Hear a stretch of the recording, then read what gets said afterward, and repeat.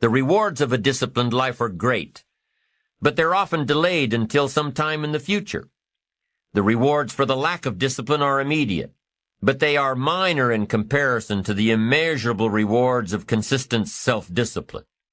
Every day in 1,000 different ways, we are trying to improve ourselves by learning how to do things. We spend a lifetime gathering knowledge in classrooms, in textbooks, in experiences. Now, if knowledge is power, if knowledge is the forerunner to success, then why do we fall short of our objectives? Why, in spite of all our knowledge and in spite of our collective experiences, do we find ourselves aimlessly wandering, settling for a life of existence rather than a life of substance? While there may be many answers to this question, the fundamental answer is the absence of discipline. Applying all that we know. That's the key word, discipline. Self-discipline. We might add one more word here, consistent. Consistent self-discipline. Better than knowledge is applied knowledge. And once we've applied our knowledge, we must study the results of that process. Apply our knowledge, study the results. Refine our approach. Finally, by trying and observing and refining and trying again, our knowledge will inevitably produce worthy results, admirable results. And with the joy and results of our efforts, we continue to apply, to learn, to observe, to fuel our ambition with the positive reinforcement of continued progress. Pretty soon, we'll find that we're swept into a spiral of achievement, a vertical rise to success. But for this whole process to work for us, we must first master the art of discipline, self-discipline, consistent self-discipline. It takes consistent self-discipline to master the art of setting goals, to master the art of time management, to master the art of leadership, to master the art of parenting and relationships. If we don't make consistent self-discipline part of our daily lives, the results we seek will be sporadic and elusive. It takes a consistent effort to truly manage our valuable time, or we'll be consistently frustrated. It takes discipline to conquer the nagging voices in our minds, the fear of failure, the fear of success, the fear of poverty, the fear of a broken heart. It takes discipline to keep trying when that nagging voice within us brings up the possibility of failure. It takes discipline to admit our errors and recognize our limitations. The voice of the human ego speaks to all of us. Sometimes the voice of ego says that we should magnify our value beyond our results. It leads us to exaggerate, to not be totally honest. It takes discipline to be totally honest, both with ourselves and with others. Be certain of one thing. Every exaggeration of the truth, once detected by others, destroys our credibility and makes all that we say and do suspect. As soon as a business colleague figures out that we tend to exaggerate, guess what? They'll always think we exaggerate, and they'll never quite hold us in the same regard again. Never. It takes discipline to change a habit, because habits are formed a little bit each day, every day, every day. Once habits are formed, they act like a giant cable. They act like a nearly unbreakable instinct that only long-term disciplined activity can change.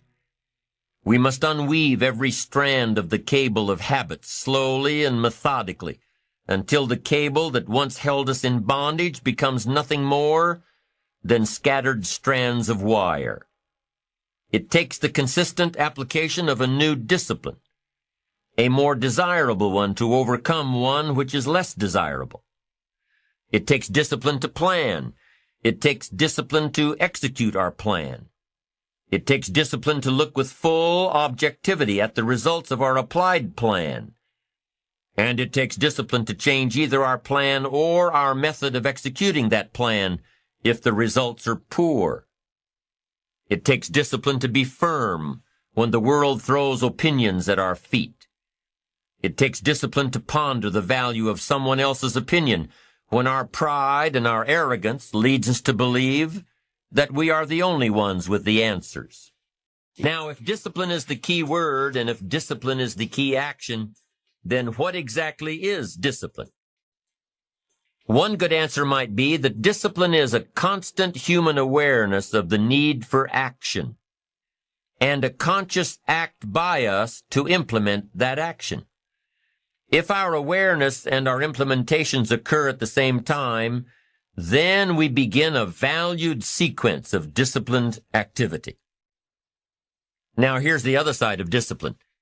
If there's considerable time that passes between the moment of awareness and the time of our implementation, then that is called procrastination. Doing it tomorrow instead of today. Procrastination, an almost exact opposite of discipline. The voice within us says, get it done. Discipline then says, do it now. Do it to the best of your ability, today, tomorrow, and always, until finally the worthy deed becomes instinctive. Procrastination says later, tomorrow, whenever I get a chance.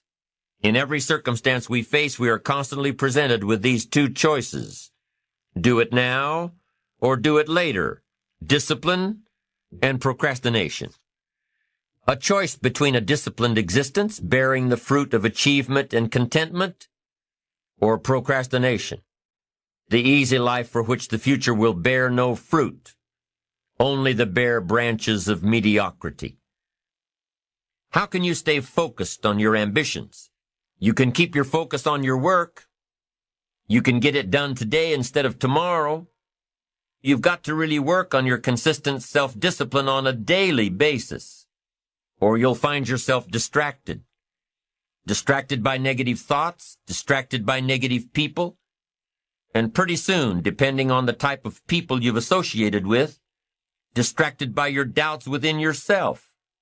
Never underestimate the power of influence and associations, and never underestimate the power of your own consistent self-discipline. Now let's take a closer look at discipline, at the 3 steps to becoming disciplined. First, true discipline is not the easiest option. Most people would rather sleep until 10 o'clock than get up at 6. It's easier to go to bed late, sleep late, show up late, leave early.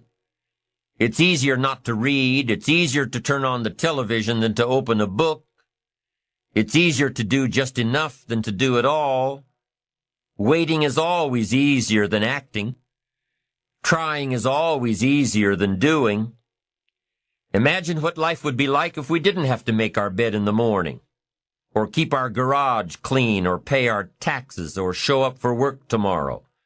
Wouldn't it be fascinating if we didn't have to do these things? Wouldn't it be fascinating? What do you suppose would become of us? You're right. Not much.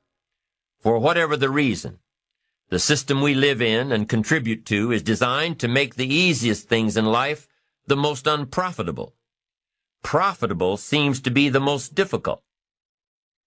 Our world is and always will be a constant battle between the life of ease and its momentary rewards and a life of discipline and its far more significant rewards. Each has its own price, the price of discipline or the price of regret. We will pay one or the other. What we wish we had done is the voice of regret, speaking in a sorrowful tone at a time when there is no going back. This is regret. No second chance. No, what would I do differently? Choose one or the other, but both will have their price, the price of discipline or the price of regret. One costs pennies, the other a fortune. The first lesson of discipline is that it isn't the easiest option. The second lesson of discipline is that it's a full-time activity. And we've said that the best form of discipline is consistent self-discipline. You see, the discipline that it takes to make your bed every day is the same discipline necessary for success in the world of business. The discipline to organize your garage is the same discipline to organize your business. All disciplines carry through to affect all parts of our lives. If we're disciplined in just one area and lazy in another, guess what? Pretty soon, the lazy side will creep in and destroy the disciplined side. The bad habits in one area of our life will eventually destroy our self-discipline in the areas we've been working on. Consistency cannot be inconsistent. Discipline is the mind being trained to control our lives. Discipline is a set of standards which we selected as a personal code of conduct. Discipline is imposing on ourselves the requirements for honoring these standards. Once we've adopted these standards of behavior and conduct, we're committed to honor them.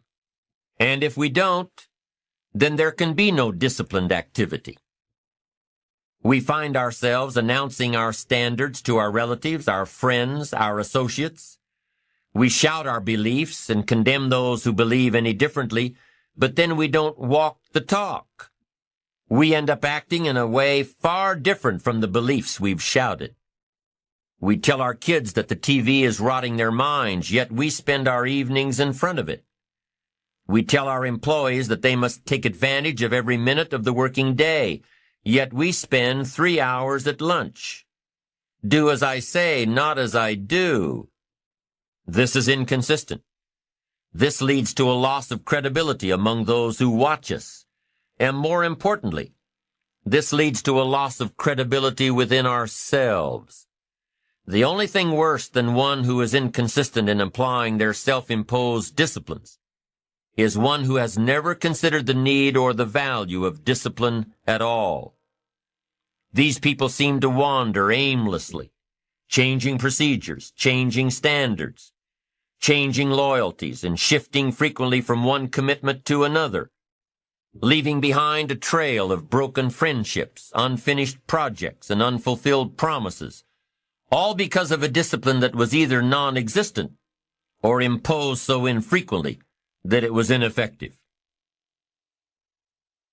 Here's the third step to becoming consistently self-disciplined. Number 1 is realizing that discipline isn't the easiest option. Number 2, discipline is a full-time activity, day by day, every day. And the third step to becoming self-disciplined is really a philosophy that holds one of life's unique promises. Number 3 simply says, for every disciplined effort, there is a multiple reward. That's one of life's great arrangements. It's like the law of sowing and reaping. In fact, it's an extension of the biblical law that says if you sow well, you reap well. Now here's a unique part of the law of sowing and reaping. Not only does it suggest that we'll all reap what we've sown, it also suggests that we'll reap much more. Life is full of laws that both govern and explain behaviors. But this may well be the major law we need to understand. For every disciplined effort, a multiple reward. For every disciplined effort, a multiple reward. What a concept. If you render unique service, your reward will be multiplied. If you're fair and honest and patient with others, your reward will be multiplied. If you give more than you expect to receive, your reward is more than you expect. But remember, the key word here, as you might well imagine, is discipline. Everything of value requires care and attention. Everything of value requires discipline. Children require discipline. They must have a structure built for them. They must have boundaries to work within so they feel secure and comfortable to explore and grow. They must learn to recognize what's right and what's wrong, what's acceptable behavior, what's not acceptable. Children require unwavering discipline, consistent discipline, or they'll be confused as to how they're supposed to behave. Likewise, our thoughts require discipline. We must set up our inner boundaries, our codes of conduct, or our thoughts will be confused. And with confused thoughts, we'll end up being confused, hopelessly lost in the maze of life. And confused thoughts produce confused results. Look around you at this very moment in time. What might you be doing that needs attention? Perhaps you're on the brink of giving up or starting over or starting out. And the only missing ingredient to your incredible success story in the future is a new and self-imposed discipline that will make you stay longer and try harder and work more intensely than you ever thought you possibly could.